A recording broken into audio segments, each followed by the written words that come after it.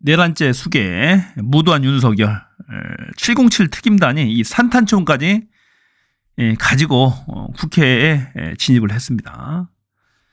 국회 문을 부시라는 거야. 그뿐만이 아니에요. 이 수류탄까지 갖고 왔습니다. 수류탄.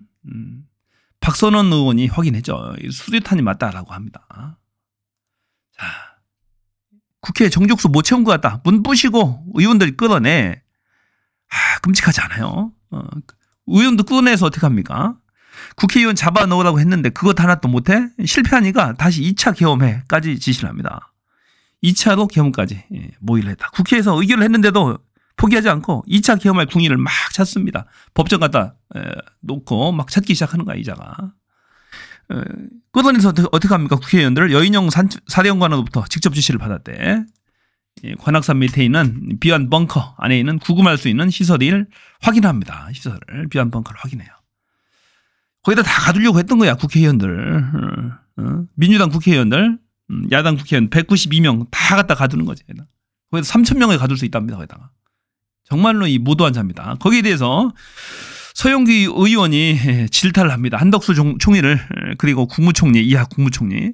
너희들도 같은 공동범이다. 그거 막을 책임이 있는데 그거 하나 못 막았다. 이놈들아. 대국민을 사과하라고 휘어잡는 포스, 서영교 의원의 포스 한번 보세요. 대단합니다. 누누이 얘기했습니다. 윤석열의 위험을. 그런데 그때마다 한덕수 국무총리는 총리라고 하는 이름으로 윤석열을 감쌌습니다. 끝내 윤석열은 비상계엄을 선포했습니다. 윤석열의 쿠데타, 그 자리에 갔었죠? 네, 12월 3일 저녁에 대통령실 도착 이후에 인지하였습니다. 그 자리에 가서 윤석열의 쿠데타를 막지 못했죠?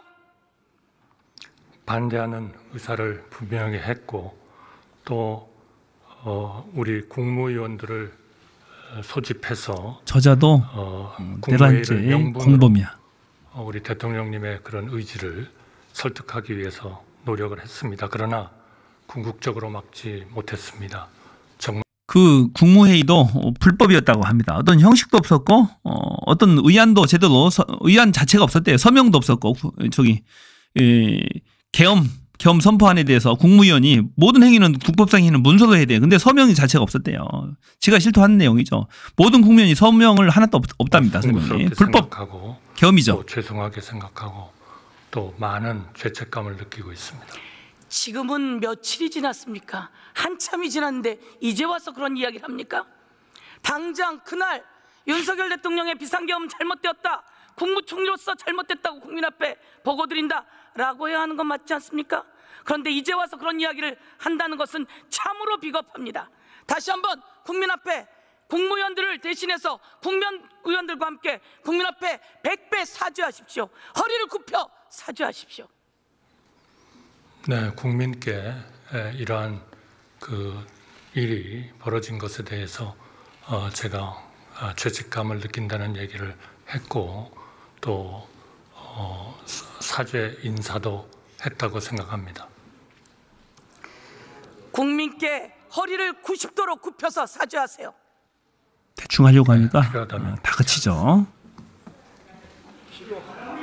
한덕수 국무총리가 카메라가 있는 쪽을 향해 90도로 허리를 굽혀 인사를 했습니다. 핫바지 총리.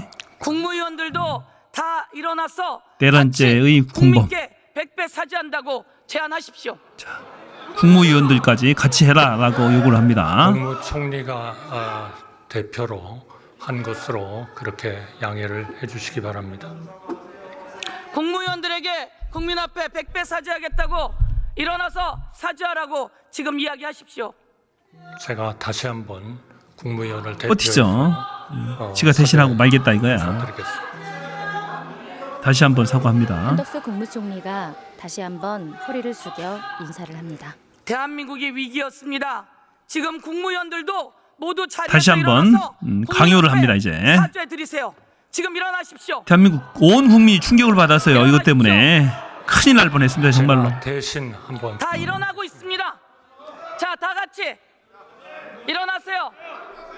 자, 일어납니다. 국무위원들 일어나는데 국무위원 모두 모두 다 의원들이 국민 앞에 일어나서 100배 사죄드린다고 지금 다시 크게 인사하십시오. 자, 요자 김문수 보세요. 시작.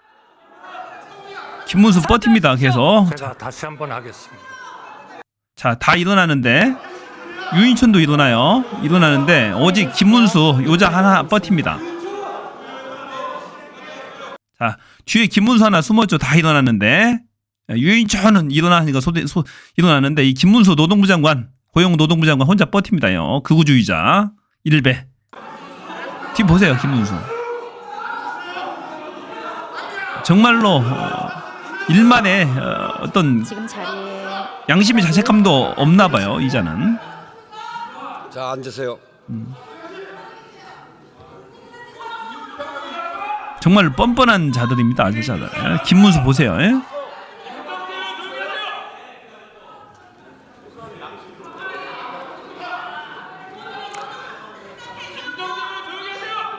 자, 진행하시죠. 대한민국 국회입니다. 대한민국 국회에서 윤석열의 비상계엄을 해제하지 못했다면 우리는 무슨 일이 있었겠습니까? 5.18 광주를 기억합니다. 소년이 온다로 어제 한강 작가가 노벨 문학상을 받았습니다. 장면을 봐주십시오. 섬뜩한 장면입니다. 저렇게 수많은 사람의 머리가 터졌을 것이고 저 많은 사람들이 개 끌리듯이 끌려갔을 것이고 저들이 끔찍합니다. 관에 5.18 광주항쟁 사진이죠. 누가 어떻게 죽었는지 모르는 상황이 윤석열에 의해서 일어날 뻔했던 겁니다. 광주 5.18 그 계엄령 윤석열의 사태의 비상계엄을 사진입니다. 막지도 못하고 같이 심의해서 공포하게 한 죄, 한덕수 국무총리 그 죄를 물어 더 이상 질의하지 않겠습니다. 들어가세요. 5.18 그 계엄령 윤석 상황이 윤석열에 의해서 일어날 뻔했죠. 섬뜩년이 온다로 어제 한강 작가가 노벨 문학상을 받았습니다. 장면을 이 봐주십시오. 사진 한번 다시 볼게요. 섬뜩한 장면입니다. 저렇게 수많은 사람의 머리가 터졌을 것이고 저 많은 사람들이 개 끌리듯이. 자, 요 장면인데요. 만일에 이 쿠데타가 성공했다면은 제가 생각하는데 이때보다도 10배 이상 대과서는 수만 명, 수십만 명이 사망했을 것이다. 대한민국 수도 국회 한복판에서 쿠데타가 발생한 거잖아요. 만일에 이게 성공을 했다라면 정말로 큰 희생이 발생했을 것이다. 끔찍합니다. 끔찍. 어떻게 윤석열이라는 괴물을 키워가지고 그런 일이 생겼을까요? 야, 윤통 당에 일임하겠다더니 윤기류 바뀐 배경 이것도 거짓말했어요. 대국민 담화하면서 법적 정치적 책임을 마다하지 않겠다라고 계엄을 해제하면서 그 얘기를 했어요. 이것도 거짓말. 법적 책임, 정치적 책임을 마다하지 않겠다. 정치적 책임은 사임하는 거야. 법적 책임은 압수수색 받는 거야. 체포당하고 그것도 다 거부하고 있죠. 그러면서 이제 탄핵해라 이거야. 탄핵하면은 법으로 다퉈서 이기겠다. 내란 혐의 문제 없다 하면서 변호사 물색 중인 윤통 후보분이 김홍일이다. 김홍일 전 방통위원장 검사 출신. 최악입니다. 끝까지 버텨보겠다는 거죠. 끝까지 3개월, 6개월 끌어보겠다는 겁니다. 대통령 유지하면서 끌어보겠다. 탄핵으로 가겠다. 정말로 일만의 양심도 없는 파렴치한이에요. 파렴치한. 이 정도면 사람이 아니에요. 사람이.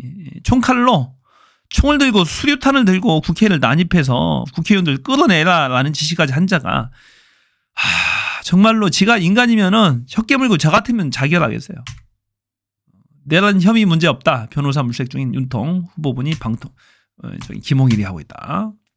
자, 이자가 믿는 구석이 있어요. 보니까 윤통이 윤 탄핵 표결 하루 전에 박선영 임명했다. 박선영은 야당은 헌재 심판 범용이다. 범용. 이 정영식 헌법재판소 재판관 윤통이 지명한 사람이거든요. 지금 6명의 재판관 중에 1명이 정영식이 있는데 이 사람의 처형이 박선영이야. 이 사람을 장관급에 그 내란이 발각되고 들통 실패하고 나서 임명을 합니다. 급하게 임명해. 보험용으로 임명한 것 같아. 잘 봐달라. 나 뇌물 줘. 나 너한테 장관 자리 네 처형 임명해 줄 테니까 잘 봐달라. 나는 뇌물 아닙니까? 윤통 이 특수부 검사들의 문법에 의하면 이게 뇌물이죠. 죽일 놈입니다. 죽일 놈. 현재는 이 6명의 재판관이 있다. 그죠? 보면 문형배 이미서는 문재인 대통령 지명, 김형두는 김명수 전 대법관이 지명, 또 정정미도 김명수 대법관 지명, 윤통이 지명한 자 이 정형식이에요. 정형식. 김복형은 조희대 대법관 지명. 이 정형식을 믿고 있는 겁니다.